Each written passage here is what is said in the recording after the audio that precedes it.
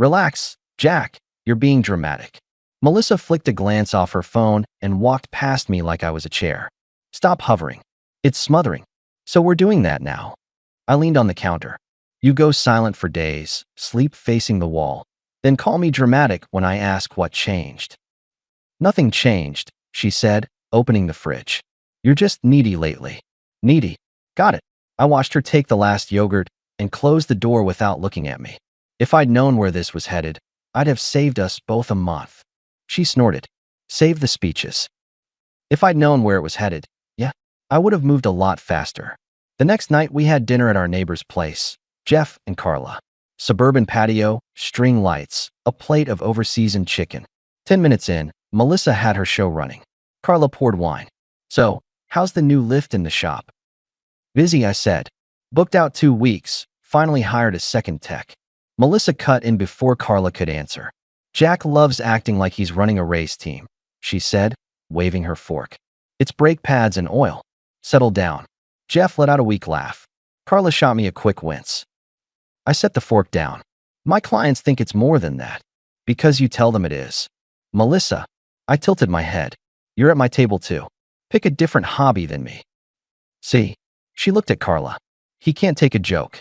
Too many of your jokes land on my face. Jeff cleared his throat. Anyone try that new taco truck on Main? Great food, Melissa said. Jack, tell them how you burned the steak last week and almost cried. I didn't blink. Tell them how you didn't come home until midnight and called it errands. Carla froze, glass halfway up. Jeff scratched his neck. Okay, Carla said carefully. Who wants more salad? None for me, I said. I pushed back my chair. By the way, folks, quick heads up. I'm scaling back the couple circuit. No more double dates for a bit. Excuse me. Melissa frowned. You don't decide that alone. I just did. I stood. If it's a comedy show where I'm the bit, I'm out. Next time you want an audience, try the dog. He's easier. Carla's eyes widened. Jeff stared at his plate. Melissa laughed too loud. The fragile ego has logged on. Or the adult. I looked at Carla. Thanks for dinner. Rain check on the truck, Jeff? Text me. I left early, walked the 2 doors home, and sat on our front steps. I wasn't mad. I was done being amusing. She came in 20 minutes later, heels in her hand. You embarrassed me, she said. No, I said. You did that part. I just stopped clapping. You're pulling away because I teased you? Because teasing isn't what that was. I stood. Here's my new schedule. Monday through Friday, I'm at the shop till 6. After that, I'm in the gym or out with Mike. Saturday mornings are mine. If you want time, put it on the calendar like a grown-up. If you hit me with side commentary in public again, I'll leave again. No scene. Just gone. She stared like she'd never seen me before. You can't dictate. It's not a dictatorship. It's a boundary. You can engage like a partner, or you can enjoy your stage alone. She smirked. You're really serious. Write it down. She rolled her eyes, headed for the bedroom. Whatever, Jack. I slept like a rock. A week later, she pivoted. Morning coffee. She slid a plate of scrambled eggs toward me like an offering. I've been snippy, she said, soft voice, eyes big. Work's been a mess. I shouldn't take it out on you. I tasted the eggs. Good. Noted. I'm trying, she added. I booked us dinner Friday. Your favorite place. I lifted an eyebrow. It's Thursday. Her mouth twitched. You said to put it on the calendar. I did, I said. Friday I lift with Mike. I'll give you Saturday night. She blinked. You're serious. About the calendar? Extremely. She nodded, smile thin. Saturday. Then. Friday night, she sent photos of her girls' happy hour. The captions were sugar. I didn't reply. Mike and I did sets and split a burger after. Saturday night at the restaurant, I let her lead. She dressed sharp, makeup turned up a notch, like a campaign. She asked about the shop, laughed in all the right places, touched my arm a few times as if no cold weeks had existed. When the check came, she picked it up. Let me. Your turn now. I want to show I appreciate you. Good. I leaned back. Small note. Appreciation isn't a speech you buy. It's a pattern. Her smile held, but the eyes cooled. You're tiring when you dig like this. And you're tiring when you pull a handbrake after flooring it. She slid the card to the waiter without looking at me. The rest of the night, we kept it civil. Back home, she kissed my cheek at the door and headed to bed without waiting for me. The message was neat. The warmth had a timer. 2 days later, she showed up at the shop around noon. I was under an SUV with Jimmy, my new tech, hands full of bolts. She waved through the bay door like she was at a parade. "Jack, I need you to drive me to Stephanie's," she announced. "Car's at the detailer." I slid out on the creeper, wiped my hands. "You can wait an hour. We're knee-deep." She checked her nails. "I need to be there by 1. It's noon now. Call a ride. I prefer you. And I prefer finishing work when I'm working." She raised her chin. "You're my husband." Jimmy looked at the floor like it was interesting. 2 clients sat in the little waiting area. One elderly guy who comes in for tire rotations like clockwork, and a young mom with a stroller. Both pretending not to listen. So I made that my moment. "Folks," I said to them, friendly voice, "we're running about 30 minutes behind. Coffee's fresh in the pot. Bathroom's down the hall." The young mom smiled, relieved I wasn't about to explode. The old guy nodded. I turned to Melissa. "New rule," I said quietly. "No drop-ins at my shop unless it's an emergency that involves health or fire. Scheduling exists. Use it." "You're actually refusing?" Her tone was a dare. "Correct." She laughed, not nicely. "You're making me call a ride for a 15-minute drive?" "Yes." She stared for 3 long seconds, then huffed and left without a word. Jimmy exhaled. "Sorry, boss," he said. "Didn't want to get in the middle." "You weren't in the middle." I slid back under the SUV. "I just moved the middle." 2 hours later, I got a text. "Sorry, I was harsh. Lunch tonight? My treat. No jokes." I responded, "Sure." 7. Mid-turn. She was trying to reel it back in. Dinner was quiet. No digs. She asked about my shoulders from lifting. She brought me a new shaker bottle and said it made her think of me. It seemed sweet. I noted the pattern: warmth when she hits a wall, then distance as soon as she feels steady. That distance came back with interest. The late nights multiplied. She worked late, then checked on a friend, then lost track of time. Every time I asked, I got the same flat response. "You're reading into everything." That's because everything reads like a script. One Thursday, she got home after 1, shoes in her hand again, perfume loud enough to be a trail. I'd left a note on the counter hours earlier. "Saturday plans canceled. I'm fishing at dawn. Back Sunday." She found me on the couch, remote in hand. "You canceled on me?" she asked. I removed myself from an event that isn't a team sport anymore. "You're punishing me." "Nope. I'm choosing where I put my time. Saturday night isn't good for me." "I already told people we'd be there," she said. "Then go." She wrapped her arms across her chest. "You're impossible." "What changed your bedtime, Melissa?" I asked. She rolled her eyes. "Stop. You're not my father." "Good. Because if I were, I'd ask why you keep coming home like the clock doesn't apply."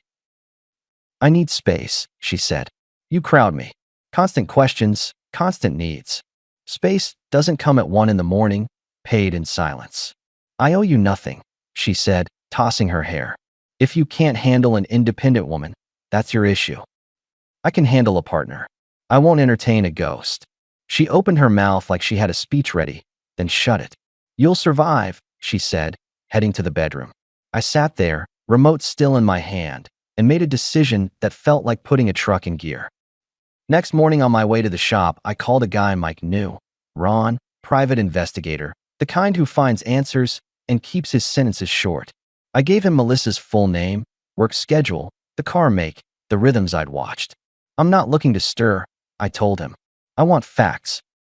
He didn't promise timelines. He promised the truth. While I waited, I saw an attorney, Dana. Calm, direct, exactly my speed. I laid out the coldness, the distance, the late nights. I didn't paint myself noble. I told her what I had done and what I was done doing. "When you get confirmation," she said, "you keep your mouth shut. No blow-ups. No accusations. Let me file. You keep routine. You document. You stay sleeping in the same house. You do not telegraph." "I can play boring. Play steel," she said. A week later, Ron sent me a set of time-stamped photos that didn't require commentary. Melissa outside a bar I didn't know, laughing too close with a man who had a jaw like he did push-ups for a living. Her hand on his arm. His hand on her waist. Another photo the next night in a different place. A third. Same man. Same closeness. Same, "we know what we're doing" posture. Ron followed them to a complex across town. Sent me the unit number and a name, Eric. He sent me an address, a workplace, the works. It was clean. It was enough. I called Dana. Her voice didn't change. Understood. I'll prepare and file. You say nothing until I give the go. I went home that night and made dinner like a cookbook instructed. I set a plate for Melissa. She breezed in after 11, saw it, looked at me, and rolled her eyes. Sweet, she said. Guilt spaghetti. Just food. I'm not hungry. Then toss it, I said. It already did its job. What job? Reminding me that I'm done playing chef for someone who eats elsewhere. She put her bag down. You're getting petty. I'm getting simple. She pointed a finger at me like a pen. You keep acting like this, I'll need a break. Like a real one. There's the truth, I said, nodding. Say it plain next time. 3 days later, she tried illusion number 2. Saturday morning, pancakes. Bacon on a plate. A new candle lit on the island. The whole room smelling like vanilla. She came up behind me and wrapped her arms around my waist like we were newlyweds. I miss us, she said. Let's reset. What triggered this new religion? She kissed my shoulder. I was harsh. It's not fair. Come with me to Dana's baby shower today. It'll be good to show a united front. You haven't cared about fronts for months, I said. But okay, I'll go. 1 hour. At the shower, she played perfect wife, fingers laced with mine, laughing with the other women. I stood next to Mike by the grill. You good, he asked. I'm a prop today, I said. It's fine. I can stand still.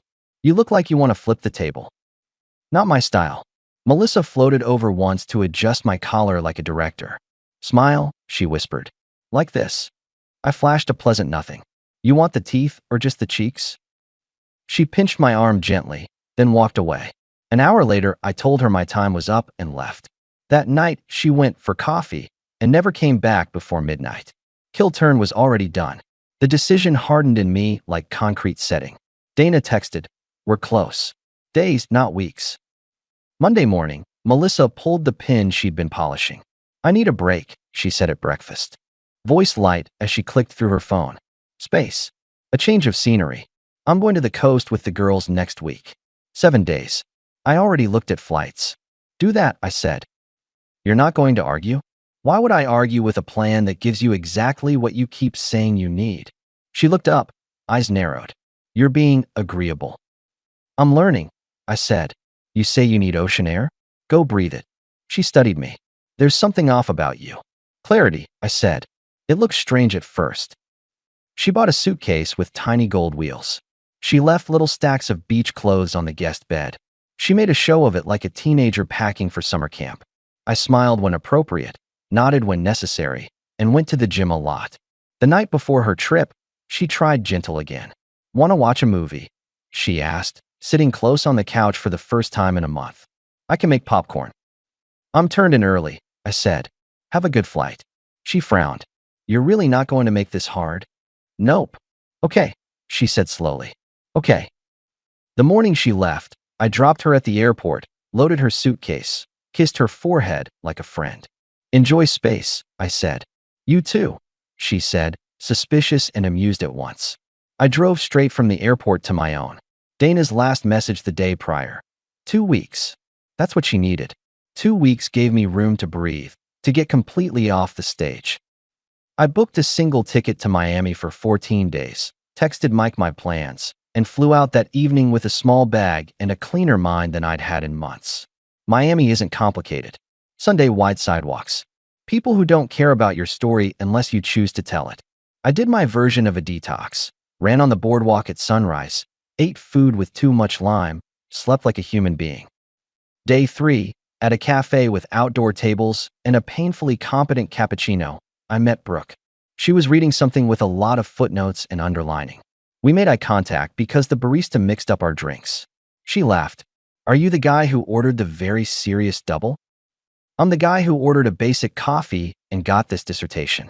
It looks like it could file taxes, she said, sliding mine across. Here, return to sender. We talked. Easy. She had a job in design, a mind that felt sharp, and a laugh that hit the right notes. She didn't press for details, so I gave the outline. Things at home are ice. I didn't cause it, and I'm not fixing it alone. I'm here to remind myself I'm a person. That's a healthy sentence, she said. Want a walk, or is that too old school? We walked. We ate dinner that night. The next day, we rented bikes. We didn't pretend to be more than two adults who liked talking and who made each other feel normal. After a few days, we looked like a couple from the outside. Easy banter, shared table, inside jokes. I told her the longer version of my home mess. She listened without pity. She's letting go of something good, Brooke said, twirling a straw wrapper. That's not your mess to hold. Appreciate it. What's your lawyer say? To sit still and not announce my clarity until the paperwork is set. Then sit still, she said. With good coffee. On day 7 of my trip, the text came through at noon. Melissa, I'm home. Where are you? I was at a street market with Brooke, holding a plastic fork and a paper boat of shrimp. I took a quick selfie with Brooke in the background, both of us in sunglasses, ocean behind us. I sent it with one word, breathing. My phone buzzed like it had a fever. Call after call. Message after message. Demands. Questions. Essays. All variations of the same theme. What are you doing? Who is she? How dare you? We need to talk now. I put it face down and kept walking. Brooke glanced at my pocket. That the glacier? Yeah. You going to answer it? No, I popped a shrimp. I'm going to breathe. We sat on a bench. She leaned back, looking at the water. You okay? I'm better than okay. Good. She bumped my shoulder with hers. It looks good on you. Dana messaged later. Filed. Service in 48 to 72. Maintain radio silence. Copy, I wrote. The next 2 days were the same. Melissa calling every 10 minutes. I blocked the number. She emailed, then messaged me on social media, then used a friend's number. I blocked those too. All I sent was the legal notice forwarded from Dana to Melissa's email. That did not slow the flood. Brooke didn't push for details. She met me for dinner, teased me about my taste in music, and let me be a person without assignments. My last night, she made me a small dinner in her rental. Pasta, salad, nothing elaborate. She lit a candle and rolled her eyes at herself. This isn't a seduction, she said, smiling. It's a goodbye so you don't leave thinking this was just coffee and bike seats. I didn't, I said, but I'll accept the carbs. We ate. She handed me a paper bag with a notebook and a pen. On the first page, she'd written one line. Keep your rules. If you want to talk, she said at the door later, call. If you don't, that's okay too. I'm not running plans on you. You're easy to like. Same. She hugged me like we'd known each other a decade, and that was that. Back home, my key turned in my own front door and found a suitcase standing like a bouncer in the entryway. My suitcase. On top, a post-it, be a man and give me space. Go stay with Mike. I laughed. It came out as a clean sound. She was in the kitchen, arms crossed, eyes hot. You think you're clever, she said, posting pictures like a teenager. Who is she?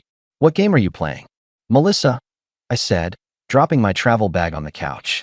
You packed the wrong person's things. This is my home too, she snapped. You've been disrespecting me for weeks. You disappear, you ignore me, you send pictures with whoever that is. You think I'm stupid? I think you got comfortable. I pulled my phone and scrolled to a folder I'd never wanted to need. And I think you forgot I'm not furniture. I don't want to see your little memes, Jack. I want an answer. Okay. I held the screen up. Photo 1. Her by the bar with Eric, their bodies too tight to pass for cousins. Photo 2. A different night, a different closeness. Photo 3 outside the complex. Ron's notes were crisp at the bottom. Times, dates, addresses. She went very still, like the power went out. Her face dropped whatever expression she was rehearsing. That's not. She started, then stopped. She looked at the floor. Back at the photo. At me. Where did you? That's not the relevant question. I can explain, she said, the words mechanical. You can't. She swallowed. You've been cold, Jack. You've been distant. You pushed me away. You made me feel like nothing. No, I held up a finger. We're not doing a thesis. We're finishing a lease. She blinked fast. Listen to me. 60 minutes, I said. Take what's yours and what you can carry. Your login to the joint account is disabled. Your car stays, your name's on it. This house is mine. If you need a moving truck for the rest, schedule it with Dana through email. I want a time on the calendar, and I'll have someone here to watch. You will not be here without a set window. You can't kick me out of my own home, she said, voice rising. It's not your home, I said calmly. And I'm not kicking. I'm choosing who lives in my house. That person is not you. You're cruel. I'm collected. I have nowhere to go tonight. You have parents, friends, a guy with a jawline and an address. Her face flushed. Don't talk about him. I just did. She took a breath, tried to tilt the table one more time. You're throwing away years. Years ended when respect left. I'm just catching the bus. She stared at me for a long 10 seconds. It wasn't anger anymore. It was calculation, dying on arrival. If you leave now, you'll regret it, she said, a last thin thread. I won't. She grabbed a suitcase from the hallway closet and started stuffing clothes. No neat folds. No careful stacks. She took random items off shelves like she wanted to hurt the shelves. I didn't flinch. I opened the front door at the 58-minute mark. She walked out at the 59, dragging the little gold wheels that scraped the threshold. The door shut behind her with a clean clap. I texted Brooke later. Back. It's done. She replied, proud of you. How do you feel? Like I can't hear again. Eat something and sleep, she wrote. Then start living. For the record, I did eat. I slept on my own bed like it belonged to me because it did. The next morning, I moved her things from the closet to labeled boxes. I scheduled a time with Dana for pickup and forwarded it to Melissa. No extra words. No notes. Melissa's calls tapered once the paperwork she received spelled out what she wasn't getting. We'd kept finances careful. My shop, my house from before the marriage, separate lines. Dana's plan was clean. The split finalized in a month. Melissa moved back to her parents' town 2 states away. I heard through a mutual that she was piecing together a new start and rotated through short leases while she looked for something stable. I didn't cheer. I didn't gloat. I just made coffee and went to the gym. Brooke and I talked every day. Not performative, just normal. Some days were 2 minutes. Some days were an hour. She sent me a photo of a sunburn she got because she refused sunscreen out of principle. I told her that was a poor principle. She told me to mind my own shoulder. 6 months later, I came home from a late shift at the shop and found a suitcase by my door. Not mine this time. Brooke was on the porch step, hair wind-tangled, smile nervous for the first time I'd seen. I flew in, she said, holding up a hand like a ticket. I know, dramatic. I was on a project, and the whole time I kept thinking I was explaining color palettes to someone who wasn't you. That's a strangely specific romance speech. She laughed. I'm not good at speeches. I'm good at knowing when I'm done pretending I'm casual. I want to build something with someone who knows how to keep rules and keep kindness. I want that someone to be you. I leaned on the door jamb. Took you long enough. You sure? She asked. Not coy. Just making sure the ground was level. I've been sure since the notebook, I said. She exhaled, relief like an unrolled fist. She stepped forward and hugged me. Same old ease, no big show. We carried her bag in. I made her tea. We talked through logistics like adults. She had a lease to end and a job that could move. I had a life rooted here and space for more. We didn't rush a ceremony, but we didn't drift either. When we did it, it was simple. Backyard, friends, Mike making a toast that for once didn't roast me, Carla dropping off a casserole and hugging Brooke like she'd known her forever. No speeches about destiny. Just 2 people who had learned to keep things clean. My house looks different now. Not because of new furniture, because of how it feels to walk in and not check the clock. My shop runs tighter than ever. Jimmy's a manager already. I sleep well. I lift heavier. I bought a used truck I'd wanted for years and didn't ask permission. The spare room is an office with Brooke's sketches pinned on a cork board and my notes in the margins, and we argue about lamp placement like it's high art. Sometimes I think about the last year and how quiet the end actually was for me. No shouting. No slamming. Just the door closing at 59 minutes and a man deciding he wouldn't be the joke anymore. If there's a lesson, it's not complicated. When the jokes don't stop, stand up and stop being the audience. When someone thinks your life is their prop closet, lock the door and keep your props. When you hear the word space, don't beg for a chair, go find a beach and breathe. The last message Melissa sent months ago, before I blocked the final thread, was 3 words. We made mistakes. She meant both of us. I disagreed then, and I disagree now. I made a boundary. She made a plan. Only one of those required a suitcase with gold wheels. Brooke asked me last night, half asleep, "You still breathing?" "Yeah," I said. Finally.